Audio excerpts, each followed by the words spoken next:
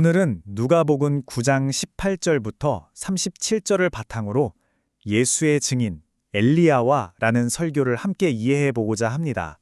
자, 오늘 설교는요, 이런 순서로 진행될 겁니다. 먼저, 예수님은 과연 누구신가?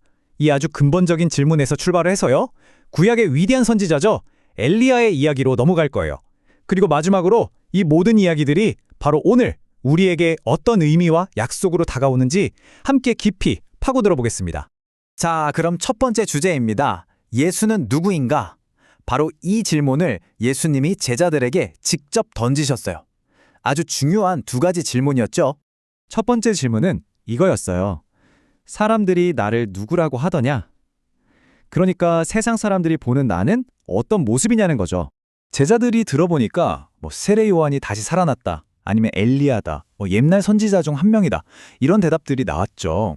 다들 예수님을 대단한 사람으로 보긴 했어요.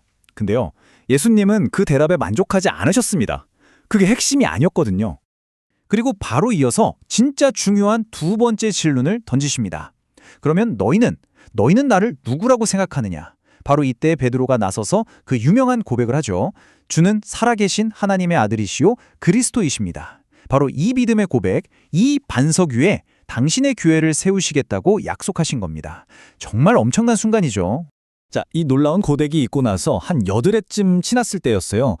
예수님께서 베드로, 요한, 야고보 딱 이 3명만 데리고 기도하러 산에 올라가십니다. 그리고 바로 거기서 정말 시간을 뛰어넘는 놀라운 환상을 보여주시죠. 산 위에서 갑자기 예수님의 모습이 막 변하고 옷에서는 광채가 나는 거예요. 그런데 더 놀라운 건 거기에 모세와 엘리야가 나타났다는 겁니다. 구약 율법과 선지자를 대표하는 두 거인이죠.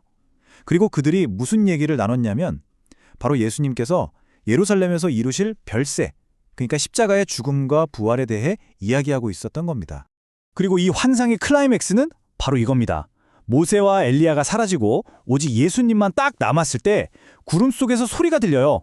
이는 내 아들, 내가 택한 자다. 너희는 그의 말을 들어라. 바로 하늘에 계신 아버지께서 직접 증언해 주시는 거죠. 이제는 모세도 엘리야도 아닌 오직 예수님의 말씀만 들어야 한다고 확실하게 도장을 찍어주시는 장면입니다. 자, 그럼 여기서 오늘 설교의 또 다른 핵심 인물, 바로 엘리야에 대해 좀 더 깊이 들어가 보겠습니다. 도대체 엘리야가 어떤 인물이기에 이 중요한 순간에 증인으로 등장했던 걸까요? 엘리야가 활동하던 시대는요, 이스라엘의 영적 암흑기였어요. 다들 하나님을 버리고 바알이라는 거짓신을 섬기고 있었죠. 이런 상황에서 엘리야가 혼자서 무려 450명이나 되는 바알의 선지자들과 맞서 싸우겠다고 선포합니다. 정말 다윗과 골리앗의 싸움 같지 않나요? 대결 방식은 아주 간단했어요. 자, 제물을 놓고 기도해서 하늘에서 불을 내리는 신이 진짜 신이다. 바알 선지자들이 아침부터 저녁까지 소리치고 심지어 자기 몸에 상처까지 내면서 발광을 했지만 아무 일도 없었죠. 그 다음에 엘리야 차례가 됐어요. 엘리야는 일부러 제단 주위에 도랑을 파고 거기에 물을 12통이나 부어버립니다. 흠뻑 젖어서 절대 불이 붙을 수 없는 상태로 만들어 놓은 거죠. 그리고 기도합니다.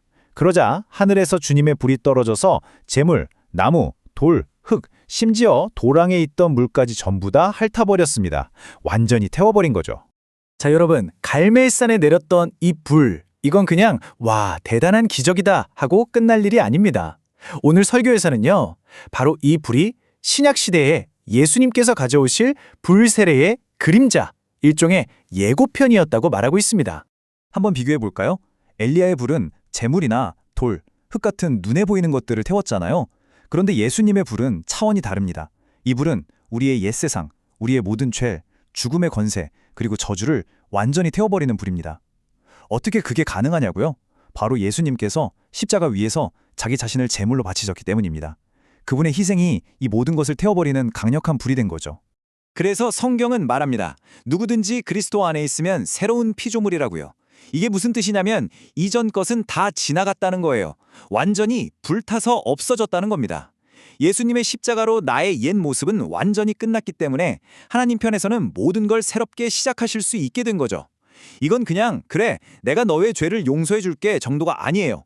아예 그런 일이 있었나? 하고 기억조차 하지 않으신다는 정말 상상할 수 없는 선언인 겁니다.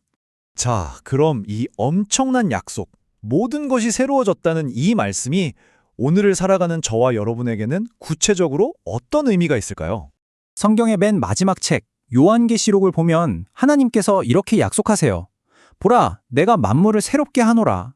이전에 하늘과 땅은 다 지나가고 더 이상 눈물이나 죽음, 슬픔이나 아픔이 없는 완전히 새로운 세상, 새로운 창조가 이루어질 것이라는 궁극적인 희망을 우리에게 보여주는 겁니다. 그리고 하나님은 이렇게까지 약속하십니다. 내가 다시는 그들의 죄와 그들의 불법을 기억하지 아니하리라. 이게 무슨 뜻이겠습니까? 예수 그리스도를 믿는 바로 당신의 죄를 하나님께서 기억하시는 건 이제 정확히 영계라는 뜻입니다. 제로예요, 제로. 단 하나의 죄도 남아있지 않다는 겁니다.